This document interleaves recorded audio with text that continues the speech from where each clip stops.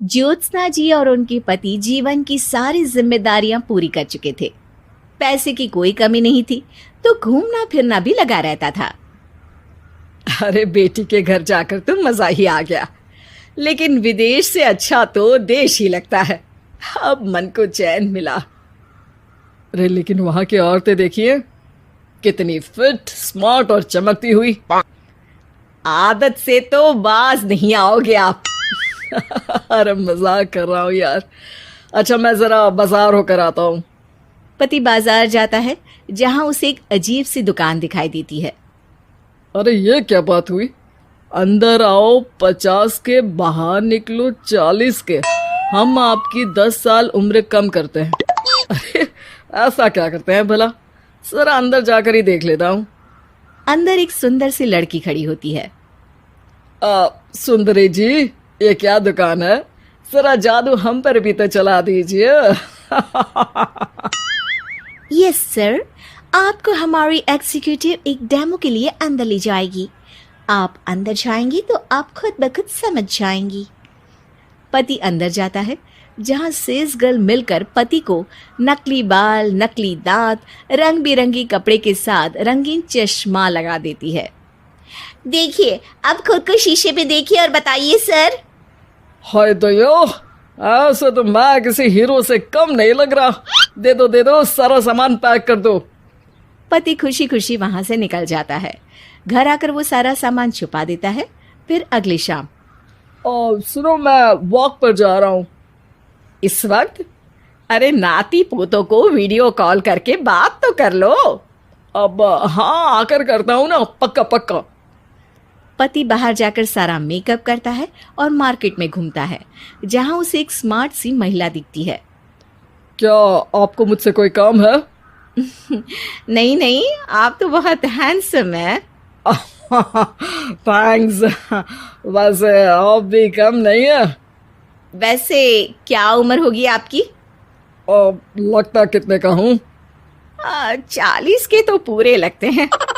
अब क्या था, 50 साल के पति को कोई 40 का बोल दी तो। वैसे तो कम का हूँ, लेकिन टेंशन के कारण थोड़ा उम्र में बड़ा देखने लगा हूँ। ओह सच्ची? आप 40 के पूरे नहीं हो? अरे छोड़िए ना, चलिए मैं आपको कॉफी पिलाता हूँ। यहाँ की कॉफी काफी शानदार होती है। दोनों में दोस्ती हो जाती है और फिर चल पड़ता है सिलसिला रोज रोज के घूमने फिरने और मजे करने का। अब सारा दिन पतिदेव फोन पर। अरे नाश्ता तो कर लीजिए, क्या सारा दिन फोन पर लगे रहते हैं? अरे यार जरूरी काम कर रहा हूं मैं। रिटायर हो, पेंशन मिलती है, कोई काम नहीं है, फिर कौन सा जरूरी काम आन पड़ा आजकल? अरे एक प्रोजेक्ट के सोशल नेटवर्किंग का काम है, उसी पर काम कर रहा हूँ। ठीक है, चलो अब नाश्ता कर लो, देर हो रही है। पति अपना नकली सारा सामान बिस्तर के पास छुपा कर सोता, सुबह चुपके से पहनकर बाहर जाता और घर आने पर उतार देता। एक दिन पड़ोसन कहती है, अरे ज्योत्सना बहन, तुम लोगों के घर कोई हैंडसम सा आदमी रहने आया है क्या? अरे कहाँ यार, मैं और ये दो ही तो लोग हैं घर में। हैंडसम सी शक्ल देखे तो मुझे भी जमाना हो गया है। अरे पता नहीं, वो जाता तो तुम्हारे ही घर में है, क्या पता कौन होगा।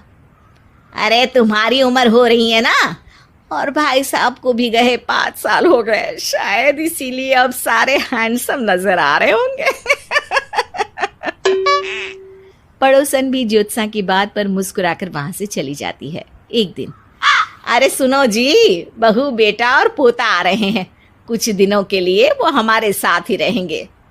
अरे शिट यार, ये क्या है? बेटे ने तो कर ली शादी, अब क्या करने आ रहा है यहाँ पर? अरे कैसे बात कर रहे हो जी, इस उम्र में तो माता पिता तरसते हैं कि बच्चे आखिर साथ रहे, लेकिन आप हैं कि।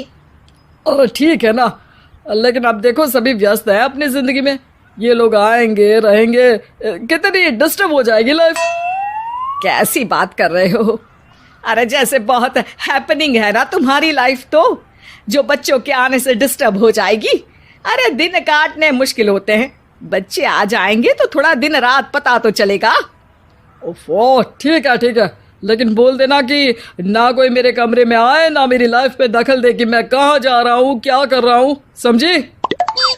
खैर, वो दिन भी आ जाता है जब बहू, बेटा और पोता उन लोगों के घर आते हैं। एक दिन, माँ जी, आज मेड नहीं आई है तो मैं आप लोगों के कमरे में झाड़ू लगा देती हूँ। अरे नहीं बहू, वो तेरे पापा को ना पसंद नहीं है कि कोई उनके कमरे में जाए। तू छोड़ ना, मैं खुद ही लगा दूंगी। सास को समझ में नहीं आता कि आखिर उसके पति ने किसी को कमरे में जाने से मना क्यों कर रखा है। खैर, वो साफ सफाई करके बाहर निकल आती है, लेकिन कहते हैं ना, बच्चा तो अबोध होता है, उसे किसी बात का क्या पता। वो खेलते खेलते दादा के बिस्तर तक पहुंच जाता है और बाहर ले आता है दादा का वो सारा सामान जो वो लगाकर घूमते थे। ज्योत्सना की नजर उस सामान पर पड़ती है। वो बच्चे से पकड़कर कमरे में लाती है और पैकेट खोलकर देखती है। हाय रे दैया, ये क्या लग रहा है कि आजकल ये प्रोजेक्ट नया मिला हुआ है। बेटे बहू के जाने के बाद ज्योत्सना सोचती है कि वो बात करेगी, लेकिन फिर अरे खुद से बात करूंगी तो मुकर जाएंगे। पता लगाना होगा कि माजरा क्या है। कुछ दिनों बाद, अरे यार, ये बच्चे लोगों के आने से लाइफ ना बड़ी डिस्टर्ब सी रही। मैं कुछ देर के लिए वॉक पर जा रहा हूँ, आराम से आऊँगा 2-4 घंटों के बाद, ठीक है? मैं क्या सोच रही हूँ कि मैं भी आपके साथ चलती हूँ। अरे थोड़ा रिलैक्स मैं भी तो हो जाऊं। हाँ, पड़ोस वाली बुढ़िया के साथ नीचे पार्क में जाकर वॉक करके आ जाओ। अच्छा जी, तुम कार से लॉन्ग ड्राइव के मजे लो और मैं पड़ोस की बुढ़िया के साथ। पति नहीं मानता और अपना पैकेट और कार लेकर निकल जाता है। रास्ते से वो उस महिला मित्र को फोन करता है। हाय ब्यूटीफुल, मैं कुछ दिनों के लिए आउट ऑफ कंट्री था, आज आ गया तो सोचा तुमसे मिल लूं। हाँ, क्यों नहीं, क्लब में आ जाओ। पति क्लब में पहुंचता है, सारा नकली सामान चिपका भी लेता है, लेकिन उसे पता नहीं होता कि ज्योत्सना ने सबका गोंद निकाल दिया है। ओ बेबी, मैंने आपको बहुत मिस किया। मैंने भी। लेकिन वो जैसे ही हंसता है, उसके नकली बाल गिरकर हाथ में आ जाते हैं, जिससे उसका सर गंजा दिखता है। ओ ये क्या!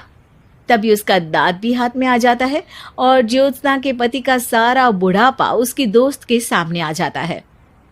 हे भगवान, अंकल जी, कौन है आप? कैसी बात कर रही हो अंकल? मैं तो तुम्हारा दोस्त हूँ। अरे पर हो तो अंकल ही ना। नकली दांत, नकली बाल और क्या क्या नकली है। पति को गुस्सा आ जाता है। वो महिला के बाल पकड़कर खींचता है, जिसके बाद उसका बाल भी उसके हाथ में आ जाता है और महिला के सारे पके बाल सामने आ जाते हैं। ओह, तो तुम भी उसी दुकान से हो? जाओ 50 की निकलो 40 के। हाँ, बढ़िया आई मुझे अंकल कहने वाली। लेकिन ये समझ में नहीं आ रहा कि मेरे बाल और दांत बाहर कैसे आ गए। तभी वहां ज्योत्सना आ जाती है। जी, मेरी वजह से। चलिए इन आंटी जी को नमस्ते कहिए, फिर घर चलते हैं और वहां मैं बनाऊंगी आपको 40 का।